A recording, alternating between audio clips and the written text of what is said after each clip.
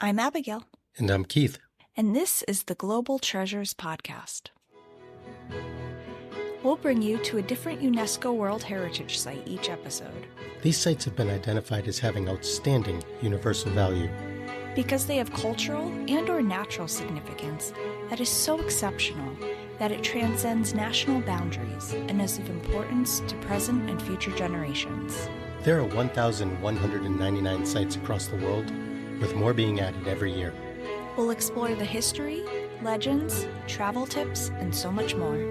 Thanks for joining us for Season 2. If you'd like to support the show, and we hope that you do, you can subscribe at Apple Podcasts, Spotify, or wherever you get your podcasts. You can also follow us on YouTube, Facebook, and TikTok. Written reviews help others find the podcast as well, so we hope you can leave one. In this episode, Keith and I will be introducing you to Boyana Church in Bulgaria. So Keith, where in Bulgaria is Boyana Church, and why does UNESCO consider it important enough to designate it as a World Heritage Site? Yeah, the church is located in Bulgaria's capital, Sofia, in a quiet section within the Boyana Quarter. UNESCO put this on the list originally because it is a gem of medieval history and artistry, which is actually a little different from some of the other religious sites on the list.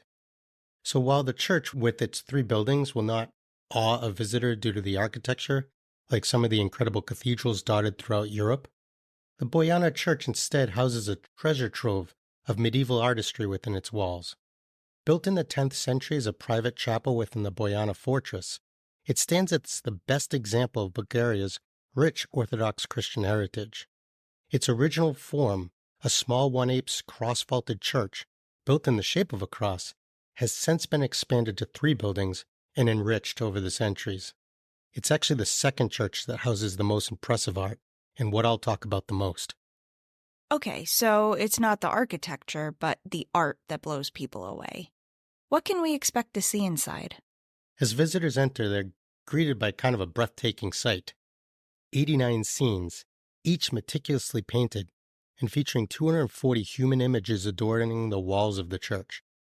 These vibrant frescoes dating back to the 11th, 13th, 15th, 16th, and 19th centuries offer a window into Bulgaria's artistic past, each following the model of the Byzantine canon with spiritual expressiveness and vitality. Okay, so we're talking frescoes and not oil paintings. I was kind of picturing more of like a art museum aesthetic. Got it. So what makes these frescoes so unique, and is anyone famous listeners may have heard of featured in the frescoes? Yeah, so these frescoes are unique, and I'll start with the notable people. Among the notable figures depicted on the walls is Tsaritsa Eleonora of Bulgaria, the second wife of Tsar Ferdinand, whose patronage helped preserve the church in the early 20th century when it faced the threat of destruction. So the town considered the church too small for their needs and was planning on tearing it down to build a new one. Eleonora feared the loss of such a historic building and purchased a plot of land for the new church, thus saving the original building. Her final resting place lies just south of the church, amidst the park she helped establish, and that's adorned with giant sequoias. Adjacent to the original chapel stands a 2-story expansion of the church, commissioned by Sevastokrator Kaloyan and his wife Desislava in the 13th century.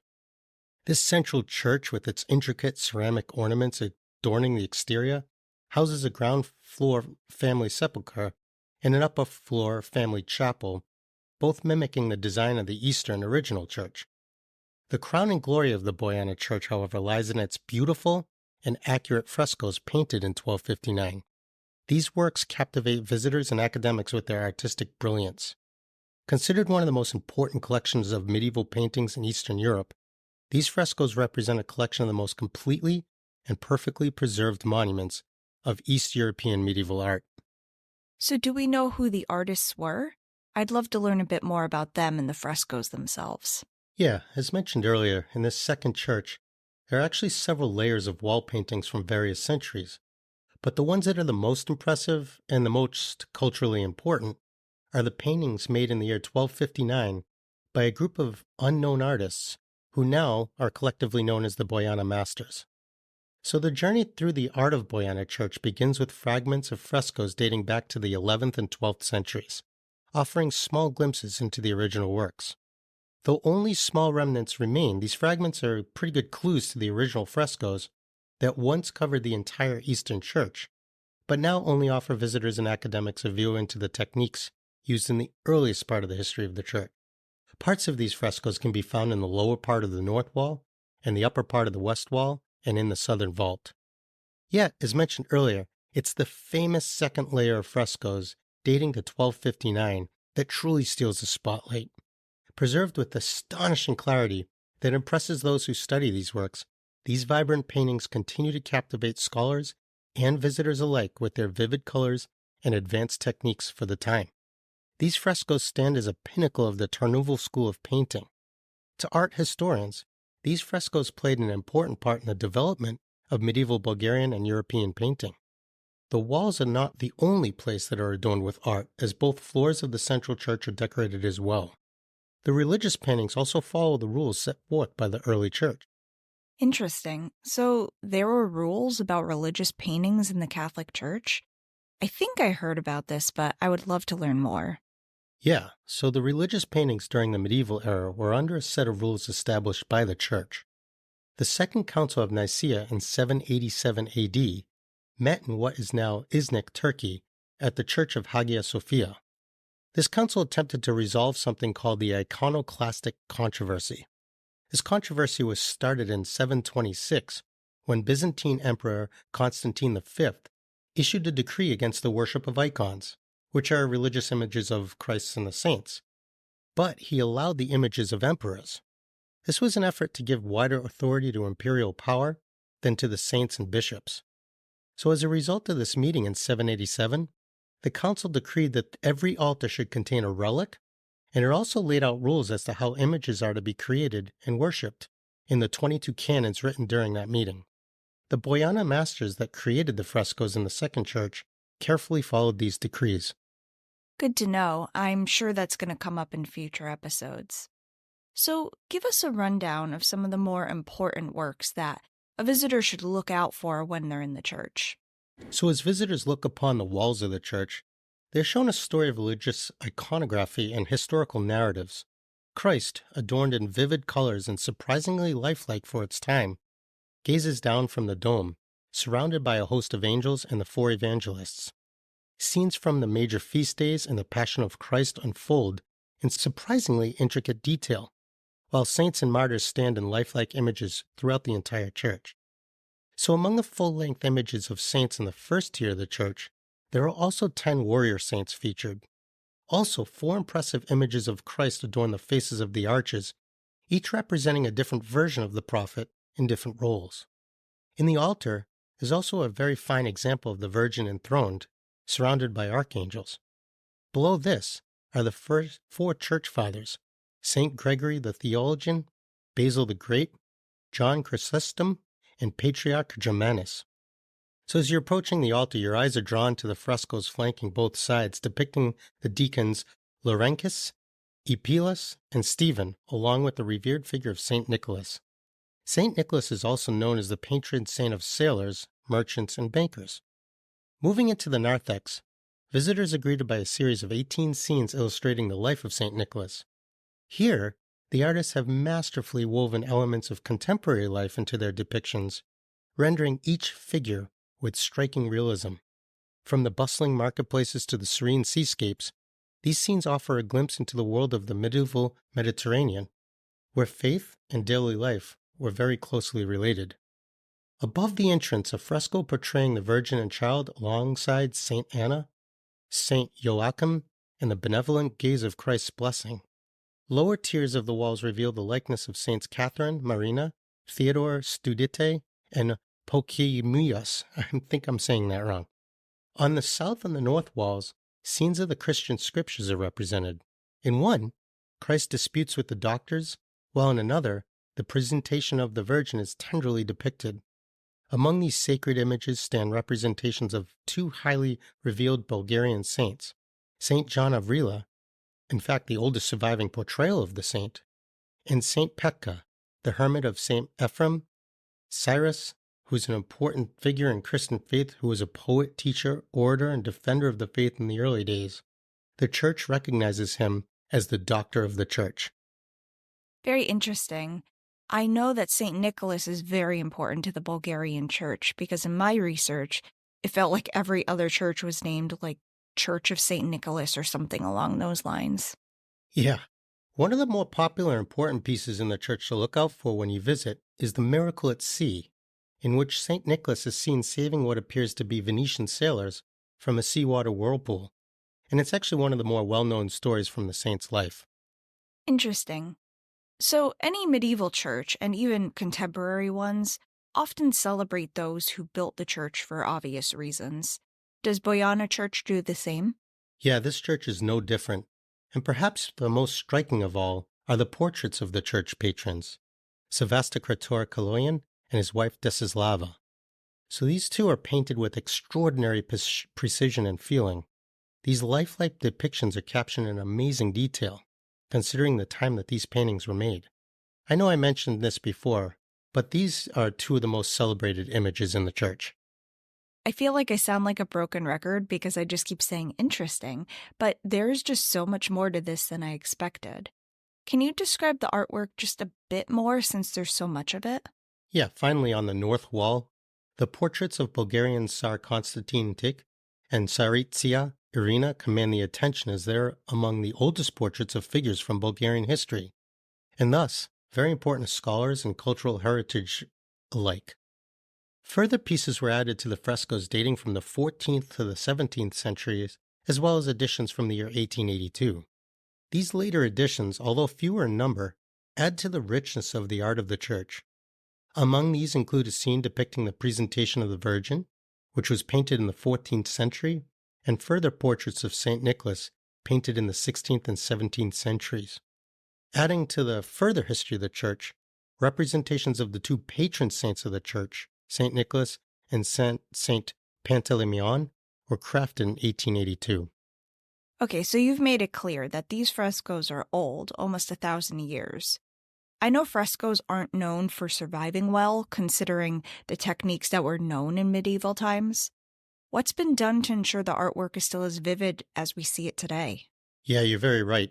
So the techniques used by the Boyana masters were way ahead of their time and a subject of study of art historians.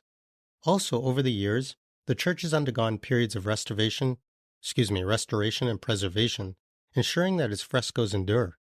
In 1912 to 1915, cleaning efforts by Austrian and Bulgarian specialists revived the artwork, a task then again repeated in 1934 and once again in 1944.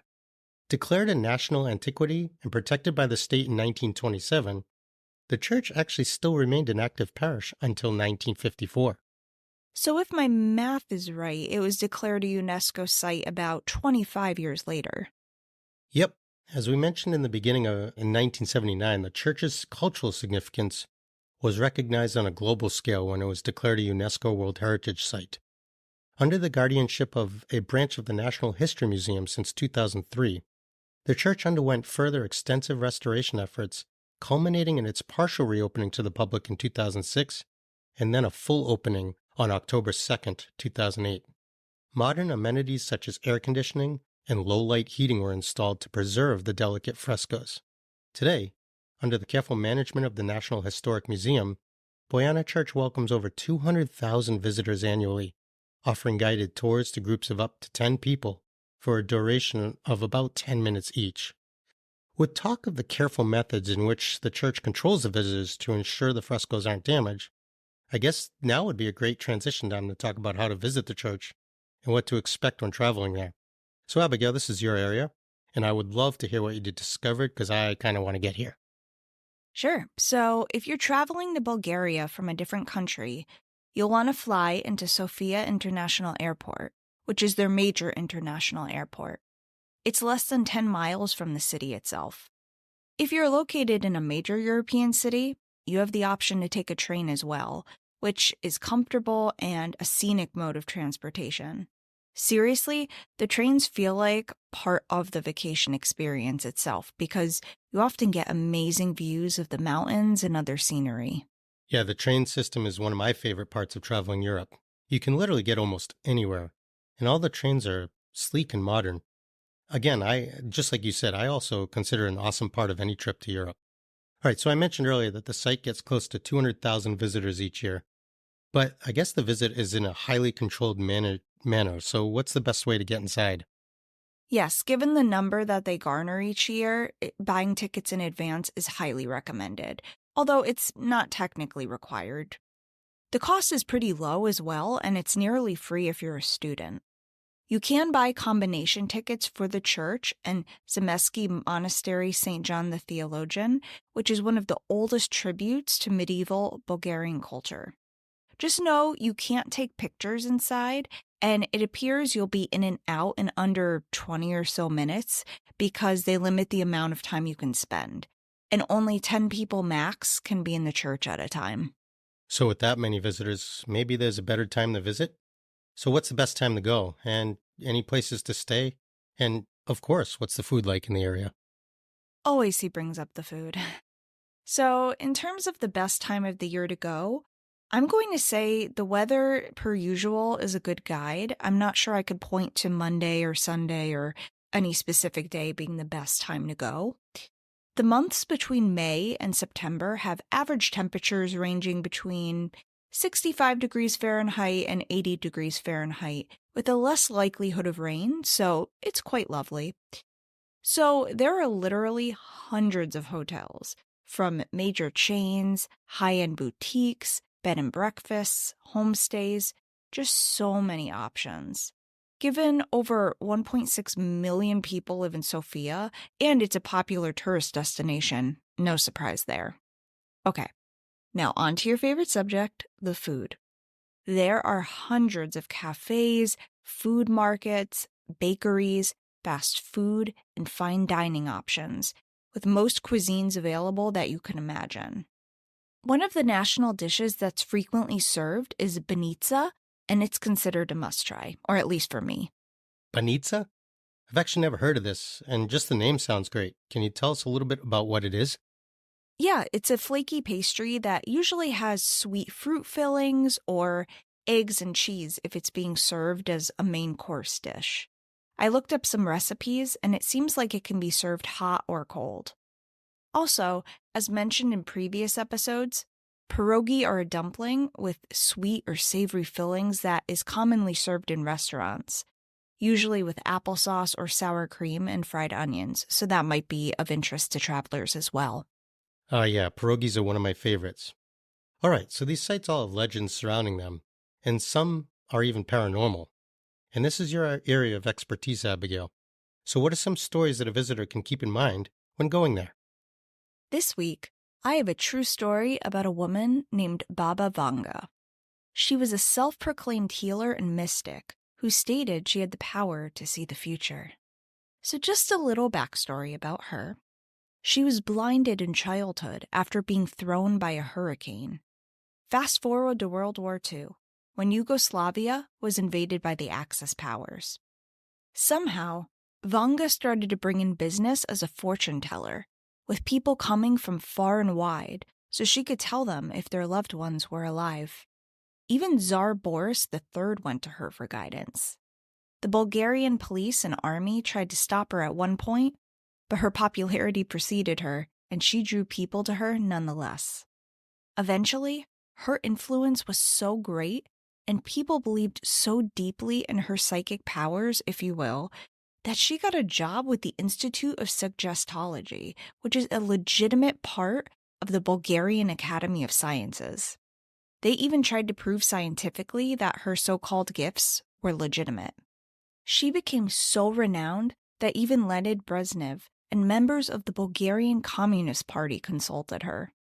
Supposedly, in her lifetime, she predicted the following events, all of which did come true: the breakup of the Soviet Union, the Chernobyl disaster, the date of Stalin's death, Princess Diana's death, and her own death from breast cancer in the 1990s. How specific these predictions were, no one can really say. But for true believers, she was the real deal, and she still has many loyal, devoted followers throughout the world who post about her online all the time. Whoa, that's kind of an amazing story. I didn't know anything about that.